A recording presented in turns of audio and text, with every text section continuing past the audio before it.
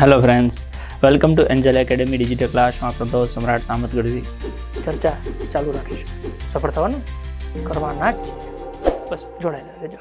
ચલો, નમસ્કાર વિદ્યાર્થી મિત્રો. એન્જલ એકેડેમી બાય સમ્રાટ સામત ગઢવી યુટ્યુબ ચેનલ પર આપ સૌ વિદ્યાર્થી મિત્રોનું હાર્દિક સ્વાગત છે. પરિવાર ધીમે ધીમે મોટો થતો જાય છે. 10,60,000થી વધારે પરિવાર થઈ ગયો છે. હજી બીજા કોઈ મિત્ર તૈયારી કરતા હોય, તમે ઓળખતા હોય તો એમને પણ શેર કરજો, જેથી હવે 11 લાખે પૂગીએ. બરાબર ને? ચલો, તો વાત કરી રહ્યા છીએ ઓનલી આઈએમપી કરંટ અફેર્સની. આવનારી પોલીસ પીએસઆઈ, કોન્સ્ટેબલ, સીસીઈ તેમજ અન્ય કોઈ પણ પરીક્ષાઓ માટે ઓનલી આઈએમપી કે કરંટ અફેર્સના આ મુદ્દામાં આટલી નજર તો તમે નાખેલી હોવી જરૂરી છે.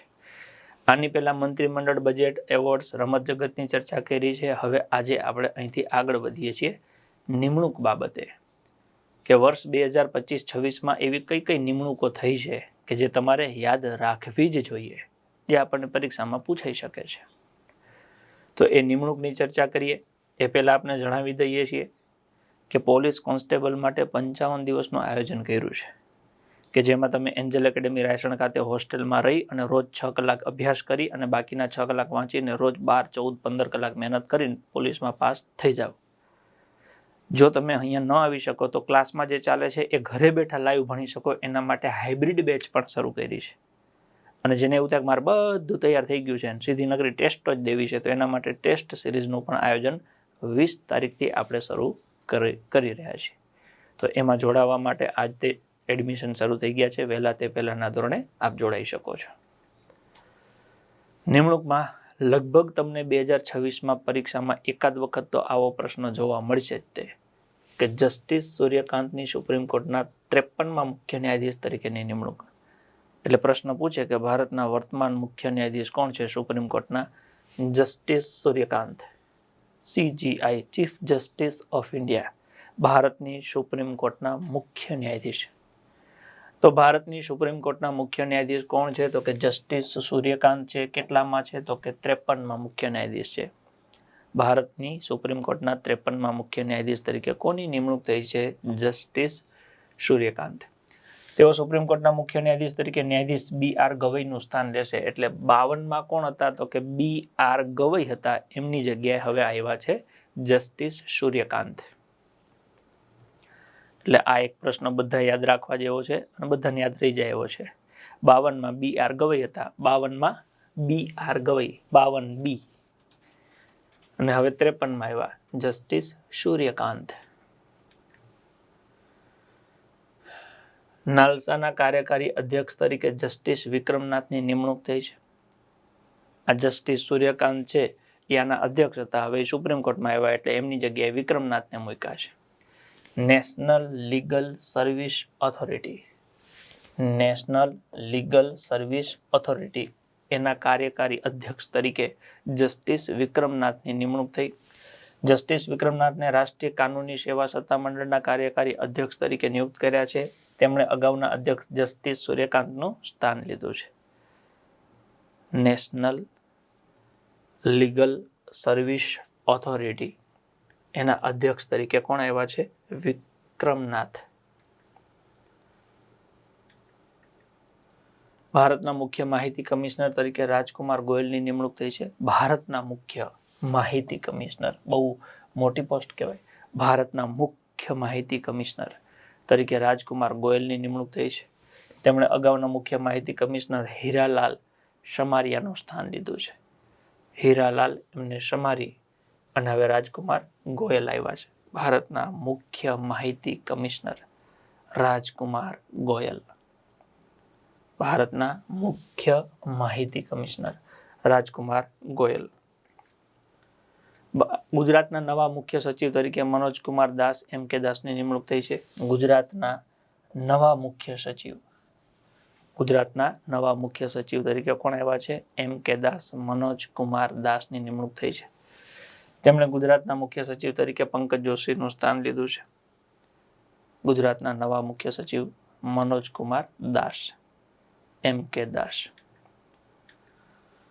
ગુજરાતના નવા DGP, director general of police, આખા રાજ્યના પોલીસ વડા જેમને કહી શકાય, એ KLN રાવની નિમણૂક થઈ છે. વિકાસ સહાય છે એ નિવૃત્ત થયા, એમની જગ્યાએ નવા DGP director general of police તરીકે KLN રાવ આવ્યા છે. તેમણે શ્રી વિકાસ સહાયનું સ્થાન લીધું છે. કોની જગ્યાએ તેઓ આવ્યા છે? વિકાસ સહાયની જગ્યાએ આવ્યા છે. Director general of police DGP. વિકાસ સહાયનું સ્થાન લીધું છે director general of police DGP KLN Rao. Gujarat વિધાનસભાના ડેપ્યુટી સ્પીકર એટલે કે ઉપાધ્યક્ષ તરીકે ધારાસભ્ય પૂર્ણેશ મોદીને નિયુક્ત કરવામાં આવ્યા છે. ગુજરાત વિધાનસભાના અધ્યક્ષ તરીકે શંકરભાઈ ચૌધરી છે અને ડેપ્યુટી સ્પીકર ઉપાધ્યક્ષ તરીકે ધારાસભ્ય પૂર્ણેશ મોદીને નિયુક્ત કરવામાં આવ્યા છે. જેઠાભાઈ ભરવાડે રાજીનામું આપ્યું એટલે એમના પછી ડેપ્યુટી સ્પીકર તરીકે પૂર્ણેશભાઈ મોદીને મૂક્યા છે. ગુજરાત વિધાનસભાના ડેપ્યુટી સ્પીકર ઉપાધ્યક્ષ પૂર્ણેશભાઈ મોદી. ગુજરાતના નવા મુખ્ય ચૂંટણી અધિકારી તરીકે IAS શ્રી સંદીપ સાંગલે. ગુજરાતના નવા મુખ્ય ચૂંટણી અધિકારી તરીકે કોને મૂક્યા છે? સંદીપ સાંગલે. ગુજરાતના મુખ્ય ચૂંટણી અધિકારી તરીકે સંદીપ સાંગલે. તેઓ શ્રી હરિત શુક્લાના સ્થાને ગુજરાતના નવા ચૂંટણી અધિકારી બન્યા છે. એમની પહેલા હરિત શુક્લા હતા, એમની જગ્યાએ નવા સંદીપ સાંગલે આવ્યા છે. ગુજરાતના મુખ્ય ચૂંટણી અધિકારી સંદીપ સાંગલે. શ્રી ઉદય કોટક ગિફ્ટ સિટીના ચેરમેન તરીકે નિયુક્ત થયા છે. ઉદય કોટક ગિફ્ટ સિટીના ચેરમેન તરીકે નિયુક્ત થયા છે. GIFT Gujarat international finance tech city એના ચેરમેન તરીકે ઉદય કોટકને નિમણૂક આપવામાં આવી છે. BSF border security force BSF ના નવા વડા તરીકે પ્રવીણ કુમારની નિમણૂક થઈ છે. BSF બોર્ડર સિક્યુરિટી ફોર્સ ના વડા તરીકે પ્રવીણ કુમારની નિમણૂક કરવામાં આવેલી છે. બોર્ડર સિક્યુરિટી ફોર્સના નવા વડા પ્રવીણ કુમારની નિમણૂક કરવામાં આવી છે. મણિપુરના નવા મુખ્યમંત્રી તરીકે યુમનામ ખેમચંદ સિંહે શપથ લીધા છે. એટલે નવા મુખ્યમંત્રી તરીકે કોણ આવ્યા છે? યુમનામ ખેમચંદ સિંહ.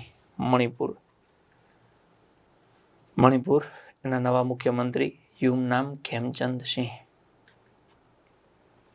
નિધિ છિબરે NITI Aayog national institution for transforming India NITI આયોગના ચીફ એક્ઝિક્યુટિવ ઓફિસર CEO તરીકે વધારાનો હવાલો સંભાળ્યો છે. કોણે? નિધિ છિબરે. તેમણે BVR સુબ્રમણ્યમનું સ્થાન લીધું છે. ચીફ એક્ઝિક્યુટિવ ઓફિસર નીતિ આયોગના CEO તરીકે કોની નિમણૂક આપી છે? નિધિ છિબરે.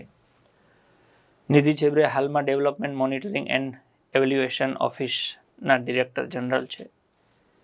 નીતિ આયોગના CEO તરીકે કોને મૂકવામાં આવ્યા છે? નિધિ છિબરે. નીતિ આયોગના CEO. તો આવી જ રીતે આખા મહિનાનું કરંટ ડિટેલમાં તૈયાર કરવા માટે તમે એપ્લિકેશનમાં કરંટ અફેર્સના સબ્જેક્ટમાં જોડાઈ શકો છો, જેમાં દરેક મહિનાના વિડીયો PDF ટેસ્ટ અંદર તમને મળી રહેશે.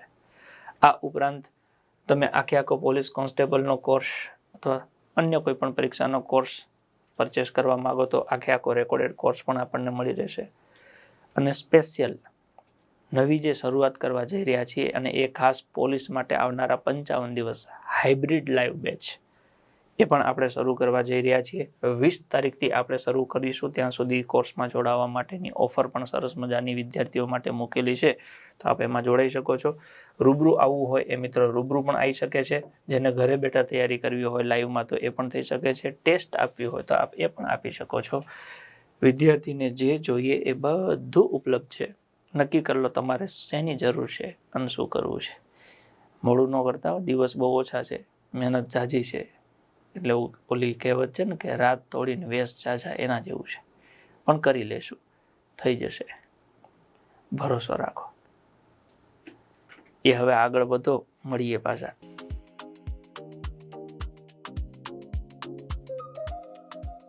ચર્ચા ચાલુ રાખીશું. સફળ થવાનું કરવાના જ છે. બસ જોડાયેલા રહેજો. મજા આવે તો તમારા મિત્રો સાથે શેર કરજો. રેડી? મળીએ ચાલો આગળ.